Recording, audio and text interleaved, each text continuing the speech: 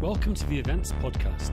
I'm your host, Dan Taylor, and each week I talk with event professionals and entrepreneurs about how they plan, promote, and run their events.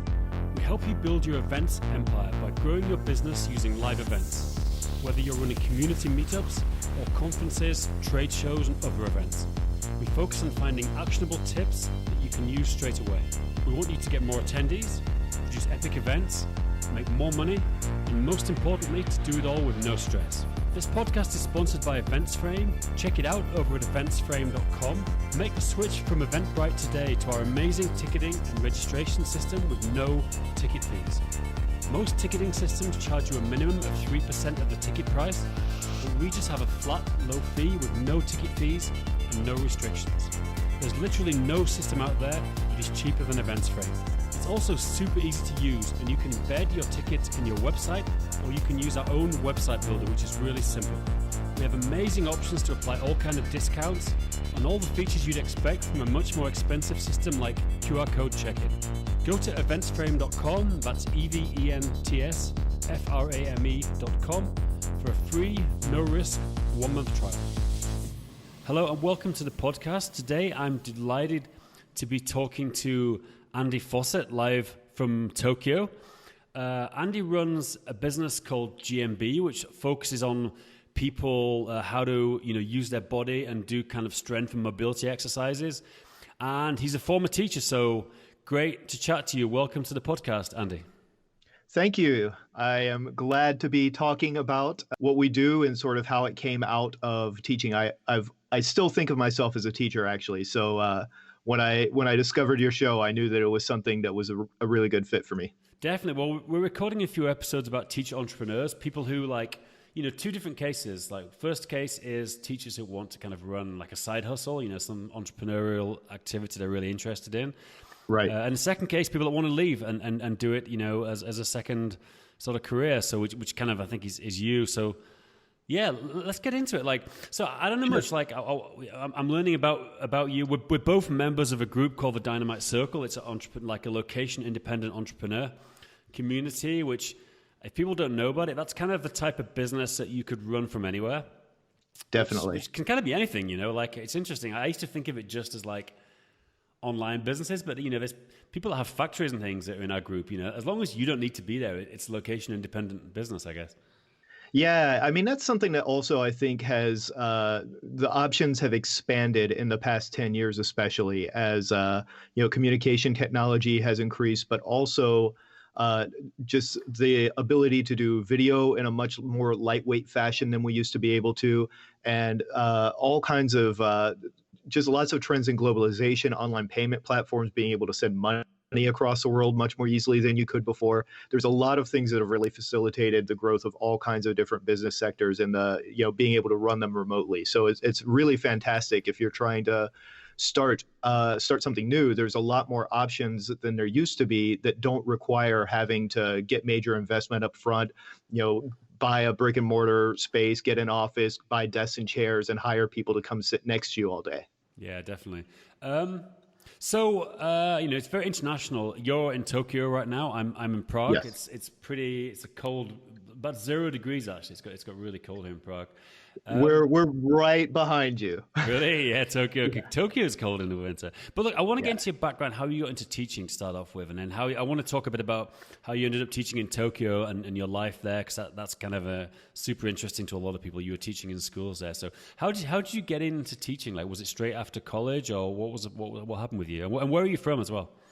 Right. Well, I actually, the answer to both parts of that start with the Karate Kid. So I grew up in Atlanta, in Georgia, and my father played in bands and did martial arts and stuff. But when Karate Kid came out in '84, right, I saw that and I was like, man, I want to do karate. Yeah. So we went around and we found the best karate school for kids. Apparently that film made a huge boom in karate all around the world. Huge. It was huge. Yeah, and back then there weren't 1,000 options like there are now. There wasn't all of the taekwondo schools. There was no BJJ that anyone had ever heard of yet. This was '84, so really there weren't a whole lot of different places teaching. So we went around town and looked for a place that was good with kids. And we found the one school that was really good with kids. And it just happened to teach this art called Taito, which is very, very minor, very rare. It's not even known well in Japan, but for some reason, I've enjoyed it. And so I've been doing that for 35 years now. And that is how I got started teaching, is I was doing that from a young age, and over time got better and better at it, started helping out my instructor, and began teaching classes when I was a teenager. And that was really the thing. I looked up to my teachers and I thought it was really cool. And I found it really rewarding when I was able to help other students. And so when I was in college, I started thinking, maybe there's something to teaching instead of just doing, technical work. I went to Georgia Tech for my first couple of years of college. Many aspects of that experience convinced me that it wasn't the right place for me. Right. Why was that? What didn't you like about it? It's a school for people that are very focused and very driven to be, doing research or be doing engineering or working in a certain type of applied engineering or science or mathematic kind of situation. And I went there because I was pretty good at math, but I discovered that I really, really just enjoyed working with people more than I liked working with numbers. Sure. And so I got the chance when I was still in high school to come to Japan the first time in about 93 for the Taito World Championships. Didn't do so great in the tournament, but I did make a few friends. And so when I was in college and I was kind of uncertain what I wanted to be doing, if I wanted to continue going down the technical path or maybe do something else, I actually was able to come over here. And I just kind of jumped on a plane. I had a 3-month visa, and I came for 3 months with almost no plans and just kind of bummed around and figured out, learned to speak a little bit, talk to people, and just did what I could. And I started really enjoying it.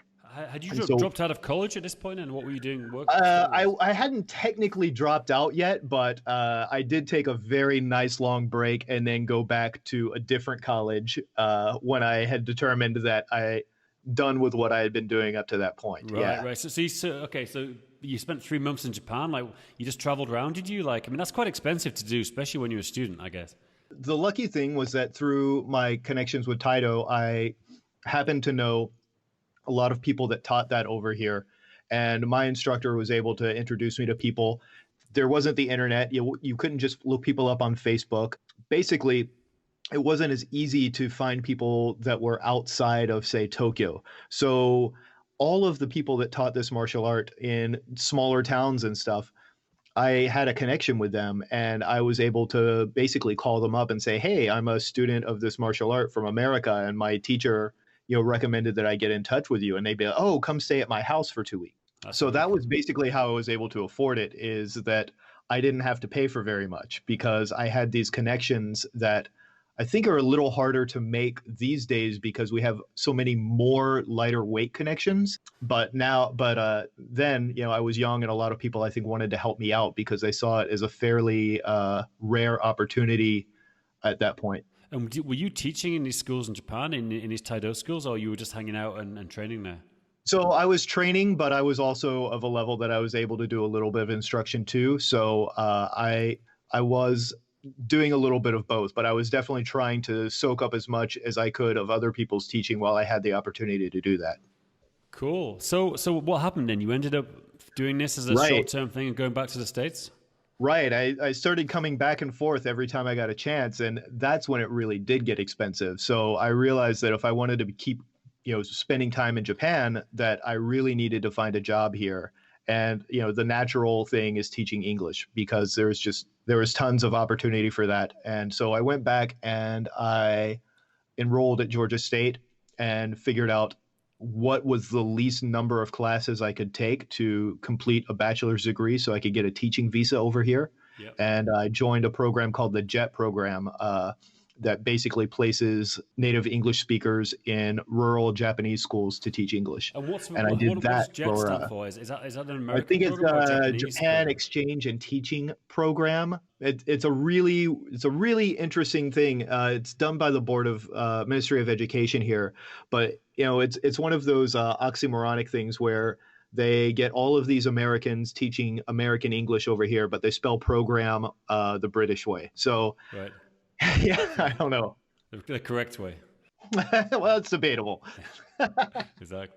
So, and how does that work? Did you need to get a US teaching license, or you had to have a bachelor's degree and then you could basically go? Is that how it worked? Yeah, for this one, since it was sponsored by the government, you just had to have a bachelor's degree. And so it was a fairly low barrier to entry to do that, which was really nice and useful. And then I was able to get through that 3 years of classroom experience, in a couple of different schools. That was really, really excellent. So how did it? So talk me through what happened when you turned up in this rural Japanese town. Like, what that must have been quite a sort of culture shock experience. Yeah, it really was. I mean, I had spent time in Japan before, but I had not lived here. I think I was 26 when I moved here the first time. The town I was in, it was 4,790 something people Yep. that lived there, way out in the mountains, about a couple hours north of Tokyo. It was a very interesting place. Since I was an employee of the local government, they had a little house for me. They had a car for me to use that I didn't even have to pay for. I had tons of space. It got quieter and darker at night than I had pretty much ever experienced, aside from camping. So And you turned up and you yeah, had a house, you had accommodation ready to go and everything. Somebody met you, and that was all organized. yeah, that's the great thing about the JET program, is that since it is it's run by the national government, so everything's very well taken care of. So I really lucked out with that. I really didn't have to worry about too much stuff. But of course, the real issues started, where the rubber hits the road, was actually going to the school and learning how to navigate my way around, dealing with the students, dealing with the other teachers, trying to communicate what expectations were and things like that. And Let's that's talk. Let's talk a yeah. bit about the school culture, because that's something I only know what I've seen on like the Fast and the Furious, when he has to go to the Japanese school. And he Yeah, has to wear Tokyo slippers Drift is, I mean, it's t- t- practically a documentary. yeah. Yeah. So tell me about it. What was it like in the school the first time you went there? So it was great, actually. It was very interesting. Like you said, definitely a culture shock kind of thing. There's a lot of stuff that's much more regimented than American schools. Like they wear uniforms. As in most places in Japan, they don't wear their outside shoes. Everyone has school shoes. Students, the biggest shock to me, so my main school was a junior high school. So that's where I spent 4.5 days a week. And at that school, there were a few hundred students, maybe 300 students. It was a very small school. But the thing that was really interesting to me that differed from American schools was that you took most of your classes, like 90% of your classes, with your homeroom, Right. much like primary schools would be in most Western countries, as I understand it. So there wasn't a lot of opportunity for advanced students to advance, or maybe remedial students to get more help. Everyone basically stayed at the same level. And that was one of the things that I thought, there's pros and cons to this, right? But what I noticed was that what this is this is very much part of Japanese society, is that you stay with you work in harmony with other people. You stay at your level with people that are similar to you, same age, same class, and you don't really do too much in terms of there's not a lot of opportunity to really surpass that, which is one of the sad things about Japanese culture. On the positive side, though, you do learn to work together. People have a lot of we talk about harmony, but people have a lot of empathy and compassion and understanding of pretty much of what different situations are like, because they've been in that exact situation, and it Sure. doesn't change. But I guess it's a strange kind of dichotomy, because on the one hand, like you say, everyone's kept at the same level, and if you're really advanced, it's kind of hard for you to do well. But on the second Right. side, it's like Japanese schooling, from what I understand, is super competitive. To get into universities, it's people work crazy hard, so it must be Right. hard under those circumstances for the students. So yeah, and that's why there's a huge industry of what's called juku, which sometimes they call cram schools, Yeah. because they cater to test prep. But even for students that don't have standardized tests on their horizon at all, there are jukus for even below elementary school, Really? where like Kumon math or something like that, that came out of the Japanese juku system, where kids learn more advanced math, more advanced science, or different sort of elective kind of activities there's a whole industry of things that does these outside of the school for those students that actually want more or need more help with different things. And that's where a lot of that sort of competitiveness or catching up kind of happens, which is kind of weird. So that stuff isn't addressed in the actual school system, but there's this massive industry that has, risen up to address that outside of the school system. And in your experience, did most of the students go to kind of outside tutoring? Yes. Right. Okay. And what was it like? So you were teaching English. Like, what was kind of like? I'm curious as a teacher there. What's kind of how many hours are you timetable teaching a week? Is it intensive or not so bad? So yeah, I would say it really depended because at that point, English was a required class for junior high, but it had gone through a couple of changes in terms of how many hours students were required to take. And Right. also, since I wasn't the only English teacher, I worked with native Japanese teachers that taught English. Depending on the number of classes and the number of homerooms that we had to teach, we had to break up my schedule in a way that made sure that every class got the same amount of contact with me, which sounds a little weird, but to keep things fair, we had to do that. So I had a few semesters where I had upwards of 20 hours a week in the class, but then I had a few that it was more like 12 or 13. Right. Right. And were you the only non-Japanese teacher in the school, or were there others? In this school, since it was a very small town, yes, there was just me. So I'm curious, like, what was it like socially? I mean, did you go out in evenings and weekends, and what did you do? Yeah, that was one of the things that was really challenging. And I will definitely give credit to the teachers at the school that tried to make me feel welcome, and show me around and everything. But they also had lots of work to do, and being a teacher is very, very demanding sometimes. So especially around exam times and end of semester and stuff like that, there wasn't a lot that they could really do to help me. But I did manage to make friends, some with other, American and Canadian, Australian English teachers in neighboring towns. But also because of my martial arts background, I was able to join a dojo and practice and make friends through that, which really helped. That's cool. Like, what was it? I mean, was it? I guess in this small place, it was only Japanese food. There was no other options in restaurants and bars and things. It was all very local, I guess. Yeah, but we were also like, I'd say close, but I mean, I also grew up in Atlanta where you drive 45 minutes to see your neighbor. So Yeah, yeah, I, yeah. I would drive 15 to 20 minutes and be in a mid-sized town, a small city, I guess, that had, grocery stores and, McDonald's and, all that kind of thing. So Right, right. it wasn't too isolating, but I did have to really want it if I wanted any of that. Sure. And Japanese food's amazing as well. So I think even in the Yeah, small towns, I I guess it's really pretty wasn't good. missing much. Yeah, yeah. So how long did you work in this school for? So at that point, Jet was limited to 3 years. So at the end of 3 years, my contract was up and I went back to the US for about a year and a half. But I had met a lady. We decided that we were going to kind of take the next step together. So after that year and a half, we actually moved to Osaka together and I started working at a different school there. And we lived there for about 3 years and I was teaching there.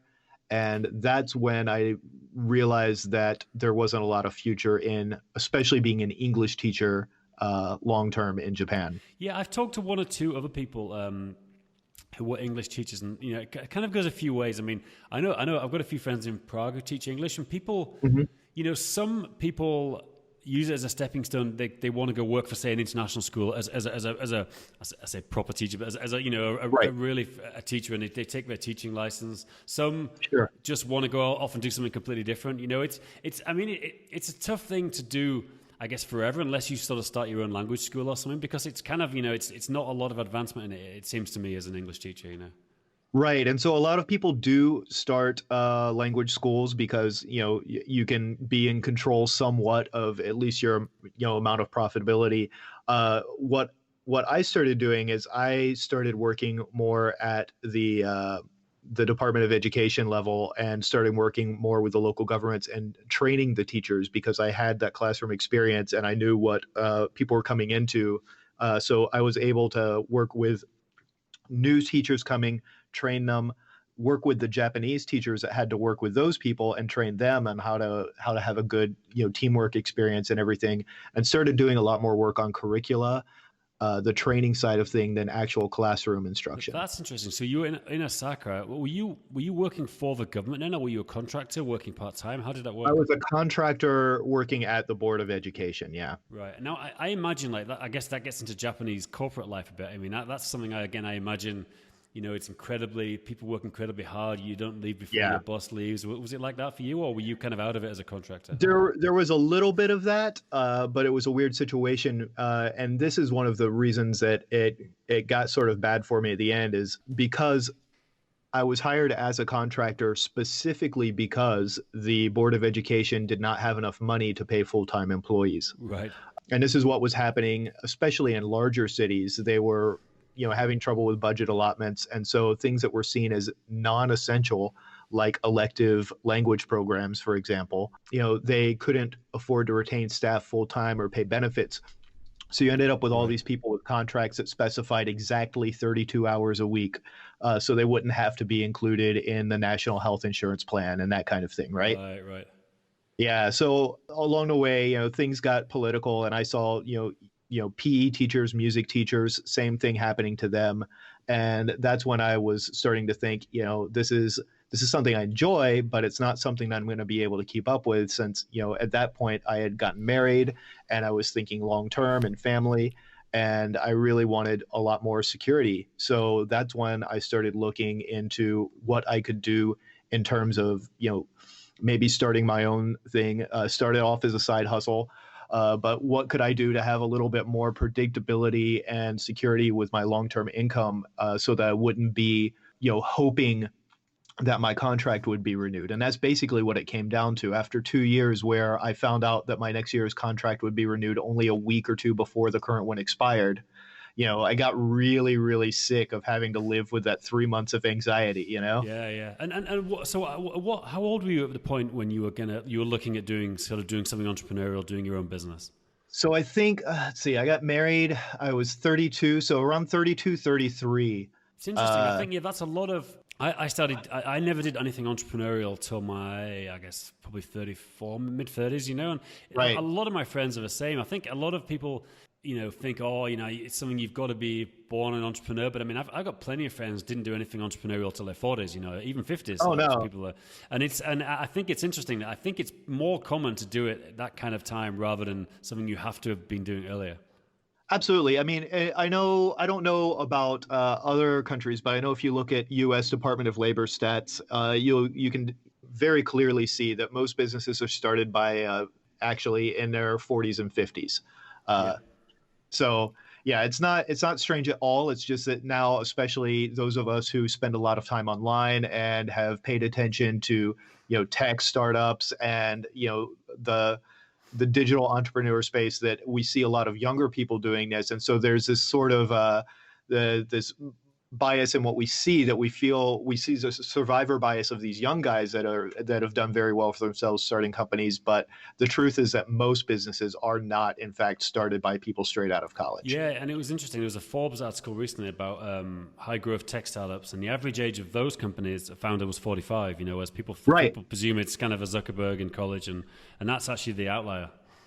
Absolutely. Yeah. I mean, obviously, you look at Google and Facebook, and these are some of the biggest companies of the world ever. And they were young guys, but the average is really different. It's just fascinating because I think people listening to this, there's teacher entrepreneurship series. Some teachers that are looking at doing something entrepreneurial, and it's never too late. And you mentioned men, but now I think that the trend I'm seeing is more and more women starting their own businesses, which I think it was more men than women in the past, and that's something that's changing now, which is good. Yeah, absolutely. One of the people that, when I was first looking into, what was even possible in terms of starting a business online, I really had two people that I learned a lot from, and one of them that I just learned an absolute ton from is a lady by the name of Laura Roeder, who she was doing social media marketing campaigns back then, and now she is the founder of a startup called Meet Edgar. Yeah, where I know Laura. She's a great. entrepreneur, Yeah, she's fantastic, and I learned so much from I bought one of her courses a long time ago, and then just, watching her and reading her and following along with the things that she's done, she's been an absolute inspiration. And I think that she's a great model of somebody, of a woman who has really built a super strong business, and also since then has made it work for her as an adult and as a mother, and really made it fit her life and her needs. Just to step in here quickly to mention our sponsor, EventsFrame, a project I'm co-founder of, and I want to mention our integrations, which we believe are the best available. Firstly, payment integrations. You can connect any payment gateway such as Stripe, PayPal, from Braintree, or even bank account or take cash. You can connect everything to EventsFrame. We also have the best marketing integrations out there with every email marketing system, including MailChimp, Zapier, Infusionsoft, Aweber, Drip. And we've got deep integrations with all the social media platforms like Facebook, Google, and Twitter. We've got thousands of events live on EventsFrame right now, ranging from small community meetups to huge trade shows and conferences. Check it out over at eventsframe.com. That's eventsframe.com. Now, back to the interview. Yeah, definitely. I met her in Bangkok recently, the DCBKK event, and right. She's fascinating. She was talking there as well. Actually, she's a really good presenter. So you were thinking of something entrepreneurial. Like, what was your plan? Like, what did you want to do? Did you have an idea? I didn't really have too much, but I started looking around and at what people were doing to be able to start businesses online, and I saw lots of internet marketing kinds of things, and I took one of Laura's courses, and I took a course by a guy named Clay Collins, who was teaching about building digital products, and learned a lot about copywriting. And I've always been pretty good at writing, pretty good at understanding people. So I started sort of trying my hand at a little bit of freelance copywriting. I wrote a couple of sales pages. I even made a couple of small digital products that, made just enough money for me to say, okay, this is not complete BS.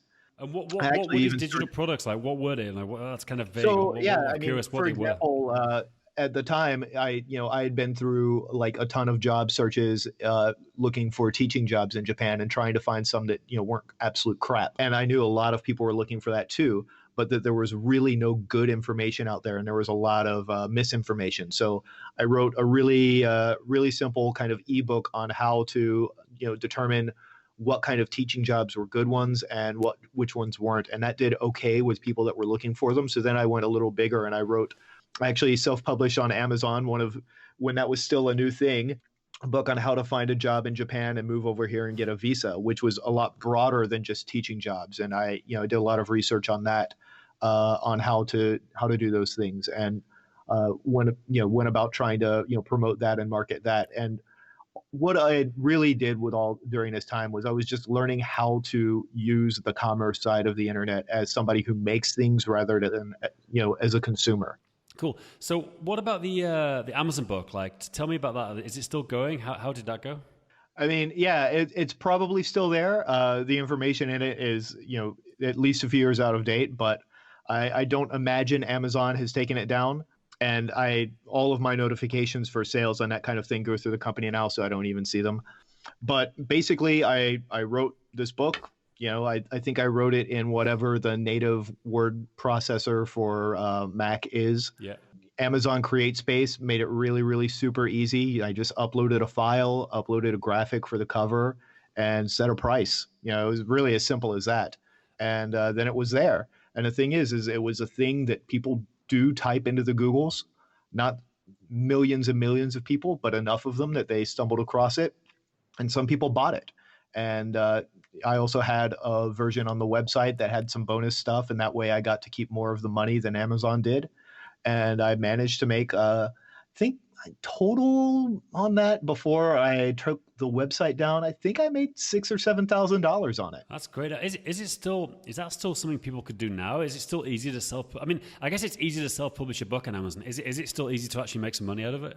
There's a huge industry of people teaching how to write books and put them on Amazon and make money. I mean, I know there are authors that are just making incredible amounts of money doing this. However, I think it's one of those things that, as the possibility of it has become wider known, it becomes more and more of a bloodbath every year, with more people trying to enter into it and more people trying to, game the system and make their way through.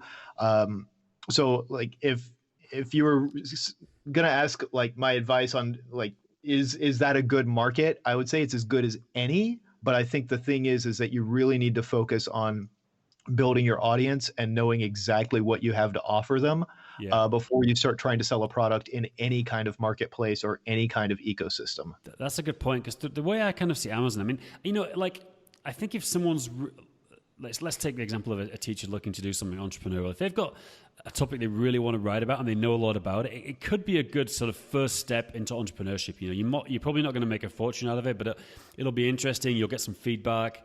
It seems to me now, though, there's a ton of people who are just, I mean, I'd almost not quite scammers, but just super opportunities. They're just pumping out kind of crap focused on optimized keywords and trying to sell books on that topic. It seems like there's a lot of that going on in Amazon. Oh yeah, I mean there is everywhere. Anytime there's a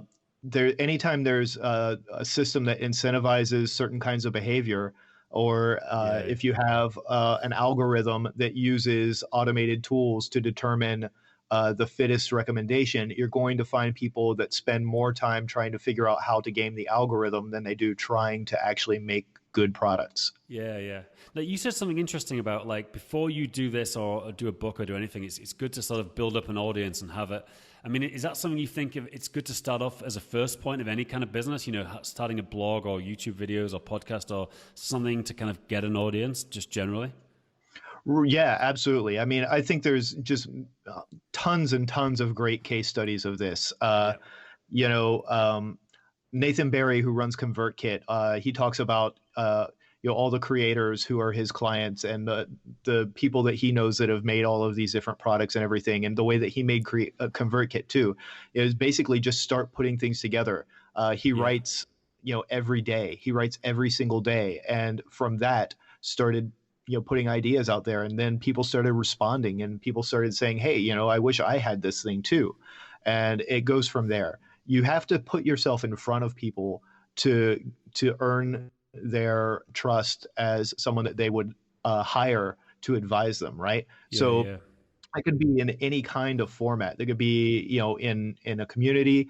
You could do the whole thing on TikTok now if that's your jam, whatever the kids are into these days. But you need to be putting yourself out there in some way and starting to sort of get feedback from people that are interested in stuff, build up a community, sort of learn what their preferences are and how you can help them, and then start going from there. If you really just start trying to like build a better mousetrap, I'm sure history is littered with better mousetraps. Yeah, definitely. Now, so you did the Amazon book, self-published book, and a couple of other things. Like, what were the next steps in your entrepreneurial journey to lead you to your current business?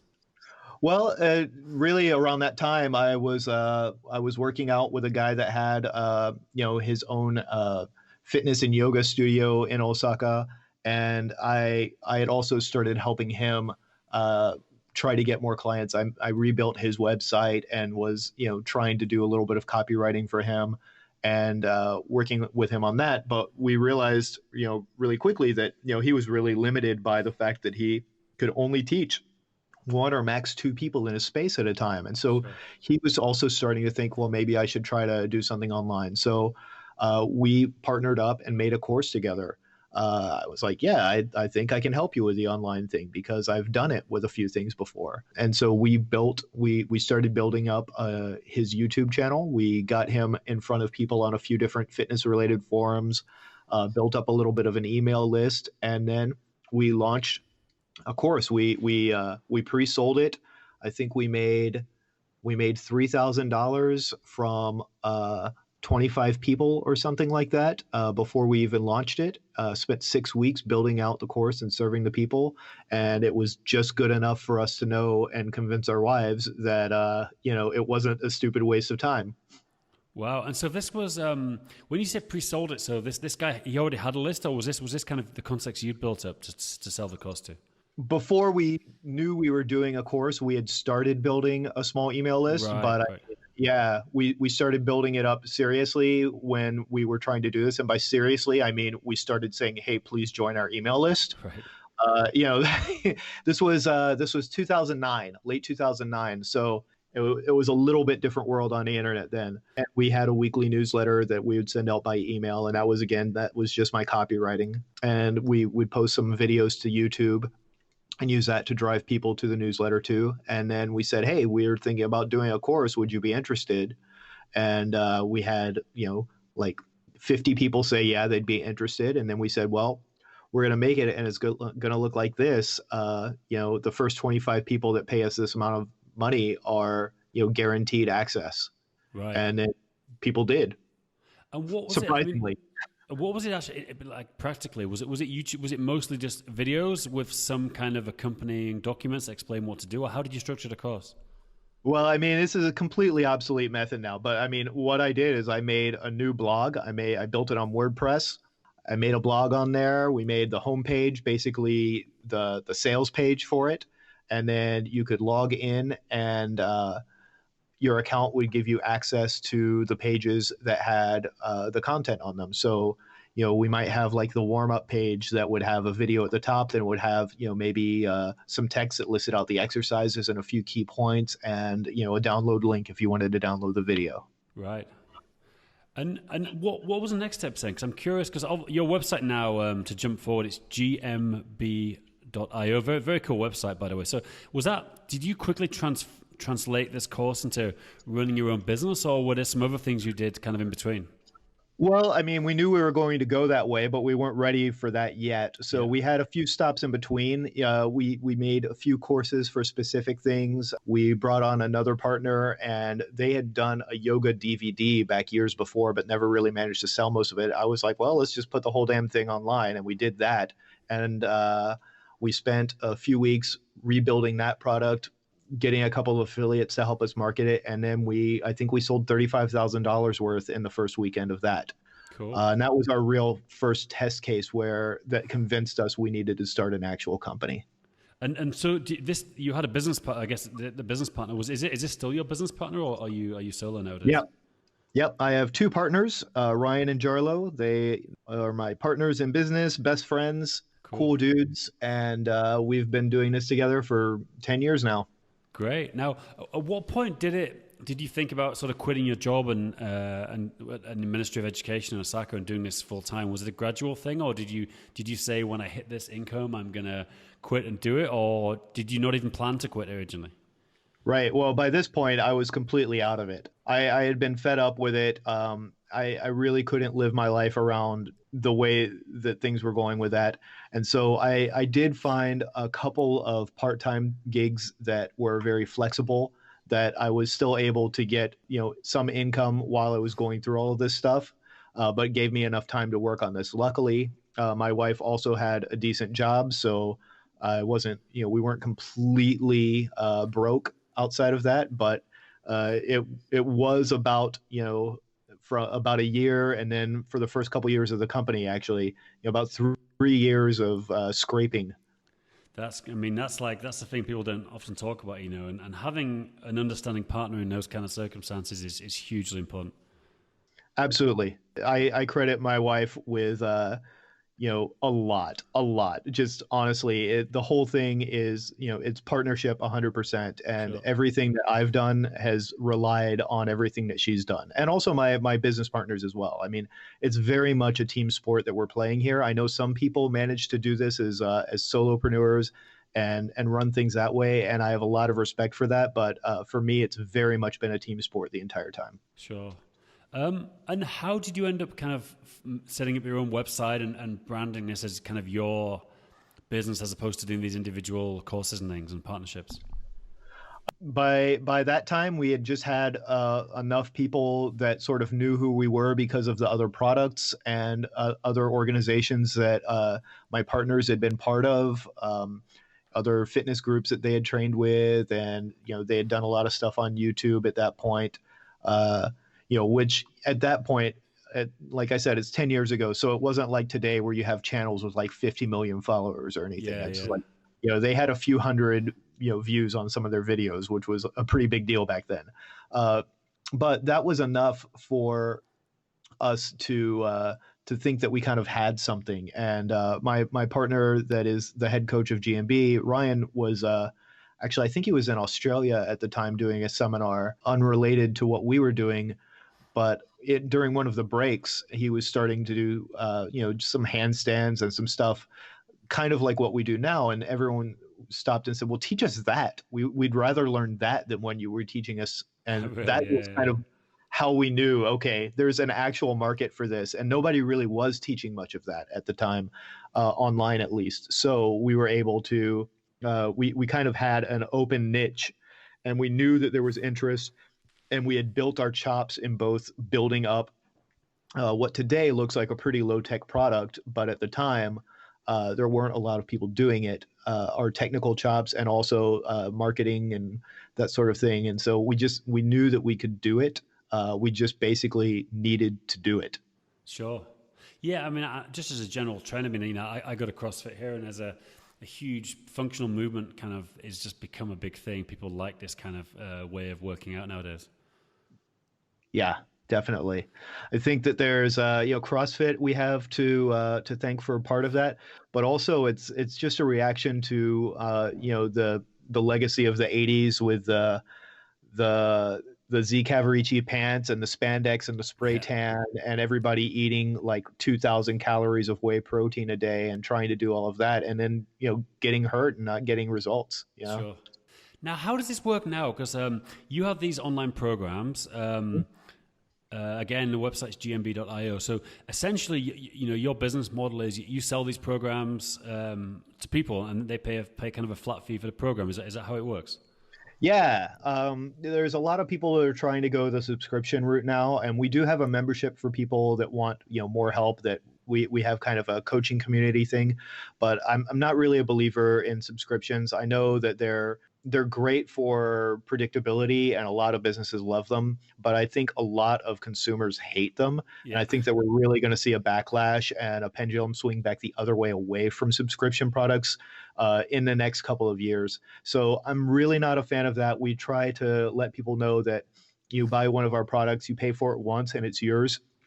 We have lifetime updates, lifetime access, and we do actually update it. Since it's a digital product, we can make changes and make fixes and make improvements pretty easily. So that's something that we're able to provide for people. Yeah, I think myself, you end up with so many subscriptions for different things, and I think people are starting to get a bit sick of it. I love anything that's a one-time payment. I definitely prefer it myself. Yeah, absolutely. I mean, as much as I am a creature of habit and I do go to the coffee shop and get a cappuccino almost every day, if they decided to switch to monthly billing, I Yeah, would not go back. yeah, exactly, exactly. Exactly. Although now with the Starbucks app, I do preload money all the time. They've almost got me onto a recurring plan with with that. Starbucks app is pretty incredible. I have to give Starbucks a lot of credit for the thoughtfulness and the ease of use that went into that. It's great, and the great thing about the Starbucks app, to go off on a tangent, is a couple of things. It's actually worthwhile because you get a free extra shot. First of all, you get a free coffee pretty regularly. Like when you go as Mhm. often as I do, you get a free coffee, once a month or something. So it's or maybe more. It's a great, and at least for Czech Republic, it's a really really well made app. Now, I'm curious. Like, I'm always interested what people's days look like. Like, if you tell me, like, what do you do? Do you work at home? Do you work somewhere else? What tasks do you work on? How do you sort of? I'm always fascinated by entrepreneurs and how they structure their day. Sure. Well, I mean, mine has changed a lot as the company has grown, as we went from 3 people to 4 to 7 to 12 to now 23 people in GMB. And also my schedule changed. I used to live in Hawaii, so I was in the last time zone. So I would start my day playing catch up, but now I'm in Japan. I'm in one of the first time zones. So my Monday is actually Sunday evening for most of my staff. So Right. Monday is a very quiet day for me now. So Monday is my planning day, my high level strategic day. I used to work at home, but now I have a young daughter and I don't want her to think of me as the guy in the corner with a computer. So I have a small office. And since you've been in Tokyo, I have a literal closet that I call my office that I work at. And I keep regular hours because, like I said, I'm a creature of habit and Sure. I like that. Uh, but yeah, I mostly come here and I come to my office in the morning and I log on and I see everyone's freakouts and complaints and questions and stuff, and I dive right into it. I know everyone says don't open email first thing. So I, hard I not to love do to it. get into it. Yeah, it's I so love to hard get not to into do it. it. It is, and I understand that, and I'm definitely a fan of the deep work and that kind of thing. But I just like to dive right into it, get it done, talk to people, and be there. And then the thing is due to time zones, again, after afternoon for me, I'm pretty much the only person in my company that's actually awake, aside from one of my partners who lives in Osaka now.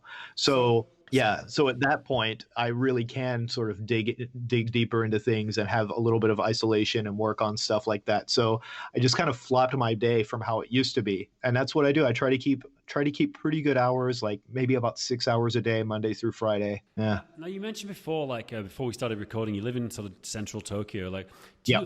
I'm curious, like, what's your actual office like? Is it a shared office space? Is it lots of Japanese companies around you? Like, is it downtown? Like, where do you actually work? Yeah, so this is a shared office building in Sangenjaya, which is a little bit outside of Shibuya. It's a three-story building with, like I said, closets, tons of closets. Do you have a window? There's yeah, 45 closets in this building, Wow. and I very rarely see another human face, though I know there are people behind these doors. And you have a window? I do have a window. That's cool. I overlook the fire department, so I get to see the nice young men training out there. Right, fantastic.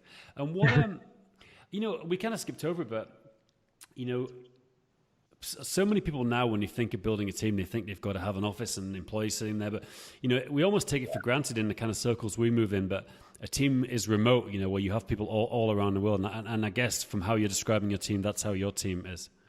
Yes, yes. We're in I think we're in 6 or 7 countries, and we span 18 time zones. And what do your people do? Like, if you can break down what sort of jobs do they do and your team? Sure. So I have my two partners, and they are mostly involved in creating content and sort of managing a couple of the other teams. We have our first hire that's been with us for about 9 years, that originally started as doing customer support, but now is sort of chief of staff for the whole company and manages a lot of our teams. We have a lead developer, a backend developer, a front end developer. We have a content writer or a copywriter. We have an email systems person that manages our ads as well. We have a sort of WordPress front end content manipulator person. We have a graphic designer. We have 5 full-time support staff, 3 of whom are also trainers that give specific advice to our coaching clients. Who else do we have? It's really all in that kind of vein. We have pretty much anything you can think of in terms of creating digital content. We have writers, editors, people that do the technology, people that do the marketing, and the subject matter experts that actually come up with the content. And are any of the people physically in the same place? I mean, and what countries? I mean, I guess, do you have some people in the Philippines, or where are they located? Sometimes we do have a few people that are close-ish, but we don't have anybody that actually like works together. Right. So we, for example, our videographer and main editor lives in Atlanta, where I grew up. So if we have a big filming project, we'll actually fly into Atlanta and rent a studio there and film there. But so we have people. I guess the main places are like Atlanta, Seattle, LA, Vancouver. Outside of Toronto, a couple of people in the UK, one who spends her time between Berlin and Honolulu, Austria. I'm probably missing at least a couple, but yeah. So I guess you must have got up to pretty high revenue to build this team. Like, was it gradual? Were you just taking on more and more? Were you doing everything yourself in the beginning and then gradually taking on more people as the business grew? Yeah.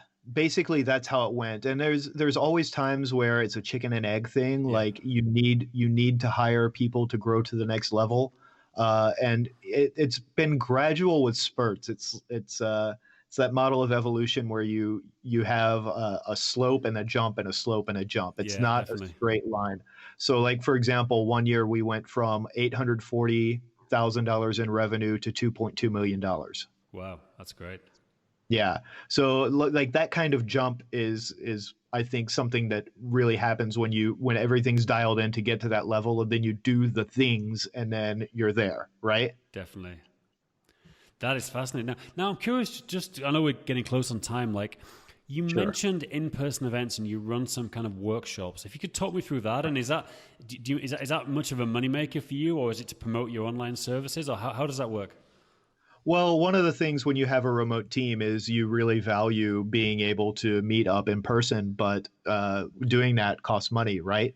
Yeah. So for us, events are a way to defer the costs. Wow, that's a great idea. So yeah, we have 60,000 clients in about 100 countries. So many of the major cities in the world, we can do an event and we can sell out a seminar of 1 or 2 days for 20 to 50 people. And that affords us enough to fly in whatever staff and coaches we need to be able to do the thing, and then also have our meeting and get to hang out together and work together. So we Fantastic. don't really use those as a revenue generator. It's something that it does let us meet our clients and be able to work with them and give them something that's unique and special and that they want. But it also it meets a business need for us, but it isn't something that we're relying on. And are you promoting these events outside of your members, or are you just sending the email out to the members, come along to this workshop? I mean, we'll put up a Facebook ad to people within like a 20-mile radius who have interacted with our website or Facebook page before. Right. But we primarily are just marketing these to people that already bought our products. Cool. Look, Andy, that's really fascinating. I want to thank you for coming on Sure. and sharing it. Is there anything else you want to promote apart from the website? Everybody's got something they're trying to shill. Yeah. I want anybody listening to this to look at what you really want out of life, look at your situation, figure out what's right and appropriate for you, and then just do the hell out of that. That's what I want to sell. Fantastic. That's great advice. Andy, thank you very much. Absolutely. Thanks, Dan. Do you want to sell more tickets to your amazing events? EventsFrame event ticketing has been built to minimize the amount of time it takes to buy a ticket. Result? You sell more tickets. Check out eventsframe.com.